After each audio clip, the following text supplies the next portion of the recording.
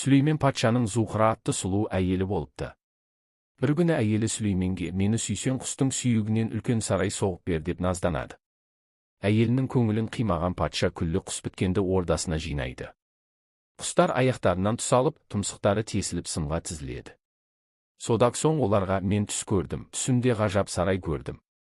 Құс сүйек деген сарай кілең құс сүйегінен салынған.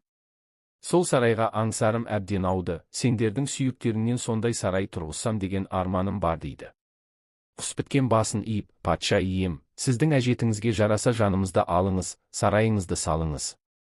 Біздің сүйек сіздің жолға садақа дейді. Сол кезде бөдене бытпылдап, арамызда байғыз жоқ дейді. Сүлеймен патша қаһарланып, қаршыға байғызды дереу жеткіз деп бұйырады. Қаршыға байғызды алып келеді. Патша оған, шақырғанда неге келмедің?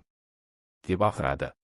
Байғыз, тақсыр, ой үстінде отырып әміріңізді естімей қалдым деп жауап береді.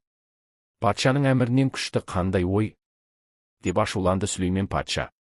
Дүниеде жазық көп пе, төбе көп пе, соны санап ойландым дейді байғыз. Сүлеймен патша. Әрине жазық көп, сол да сұрақ болып па? Жоқ патшам, мен санасам дүниеде төбе көп екен. Мен өлген адамның моласын қосып санадым, әрбір адам өлген соң бір төбеге айналады екен ғой деді байғыз. Сүлеймен сөзден тосылып қалып, тағы не санадың дейді. Дүниеде тірі көп пе, өлі көп пе, соны да санадым, тақсыр дейді байғыз. Сүлеймен патша тірі көп екенін айтады. Сонда байғыз, жоқ, тақсыр. Қанша санасам да өліден тірінің саны аспады. Қалайша? дейді патша. Мен күн шыққанша ұйықтайтын адамдарды да өліге қостым деп жауап береді байғыз. Сүлеймен бұл жолы да сөзден тосылды. Тағы нең бар санаған деп сұрайды.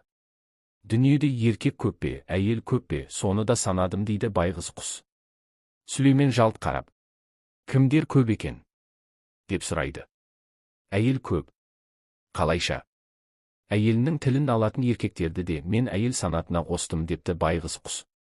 Сөз төркінін түсінген Сүлеймен патша әйелінің сөзіне еріп бүкіл құсты өлтірмек болғанына ұялады. Сөйтіп құстарды босатыпты. Құстарды сымға тізгендіктен олардың тұмсығында тесіктер қалыпты. Байғыздың тұмсығы сымға тізілмегендіктен бітеу қалпында кетіпті.